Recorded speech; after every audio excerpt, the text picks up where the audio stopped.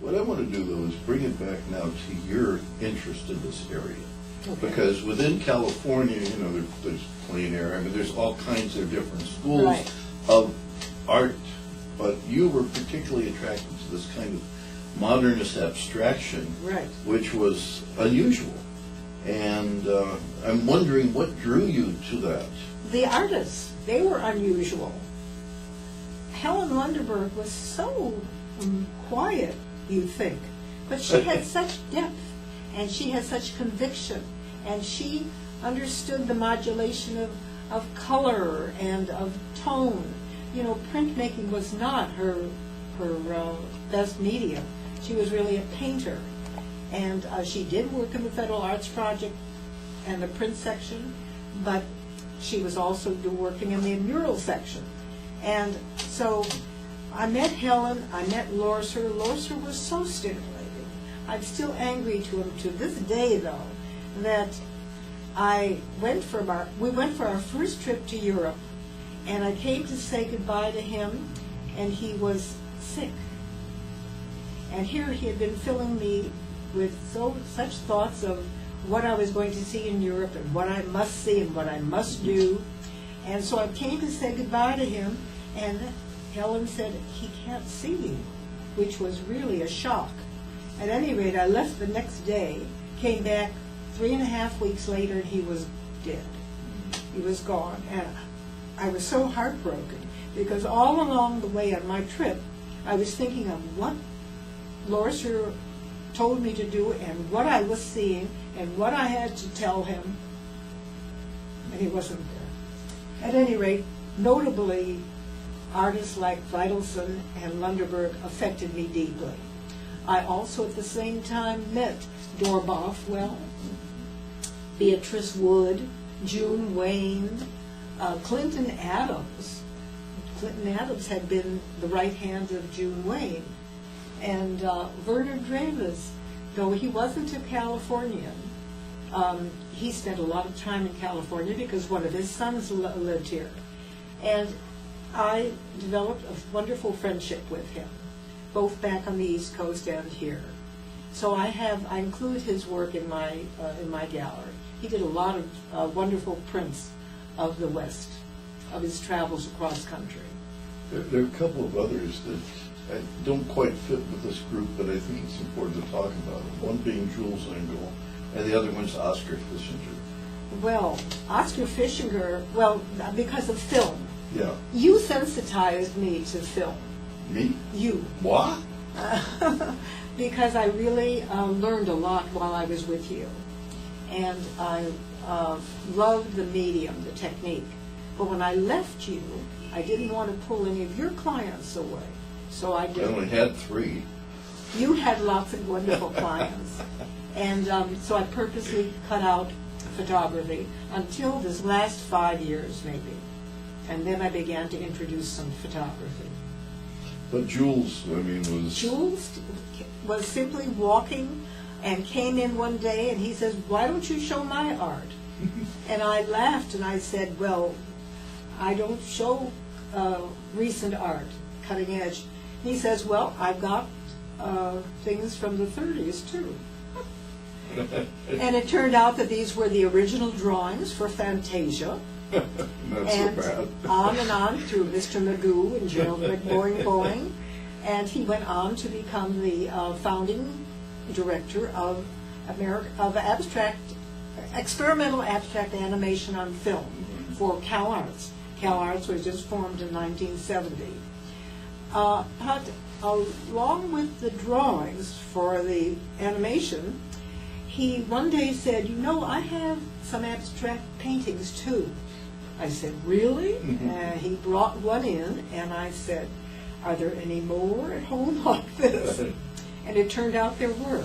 There were about a dozen paintings, and they were pure abstraction, starting in the 30s and going through to the 50s. And so we made a very successful number of shows with his work, and place his work in wonderful collections. But of course, when you talk about Fantasia and Engel, it automatically leads you to Oscar Fischinger and Fantasia, because he with Stokowski were the originators of Fantasia for Walt Disney Studios.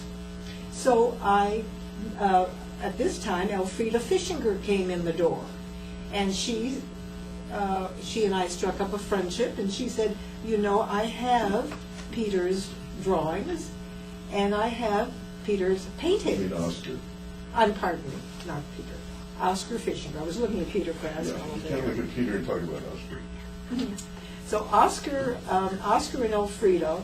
Elfrieda used to be his color girl when he was drawing on film his designs, his compositions, his abstract compositions back in Germany in 1930. That's how they met. And well, this is a late piece. This is an Oscar Fischinger. This is from the 60s, 64, the year before he died. And so by the time that I met Elfrieda, I didn't meet Oscar.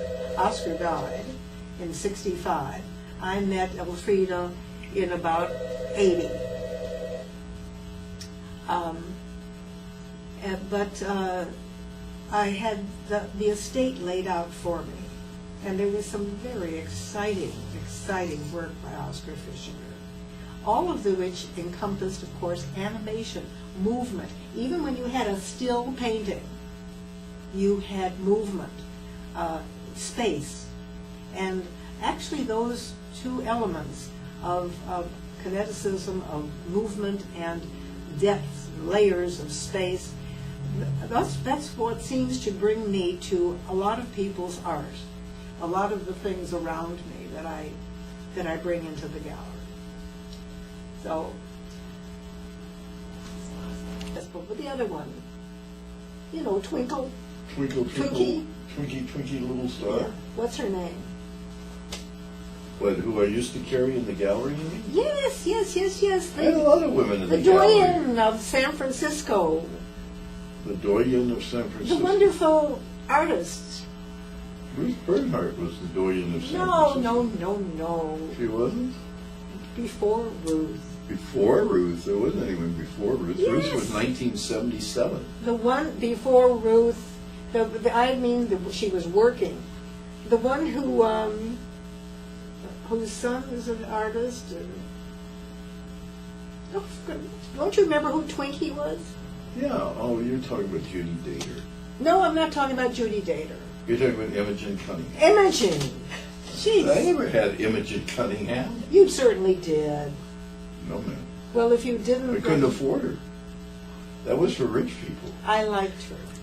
I liked her She was too. very much involved with But Peter she died in Krasnow. 1975, the Did year she I really? opened. Yeah. Well, she was involved with Peter Krasnow. She knew Peter.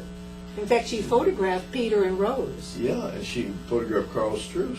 Right? And she said, I don't understand how such a nice man can be so far to the right. He was very, very conservative. Very reactionary. So talk about your women. My women? Well, my women were leading with Helen Lunderberg. But then, of course, Inez Johnston and Claire Falkenstein and Dora Bothwell and What about the Peter one in San Francisco, the Asian Ruth Asada? Ruth Asawa, Henrietta Shore, Muriel Tyler, Beatrice Wood, did I say? You did.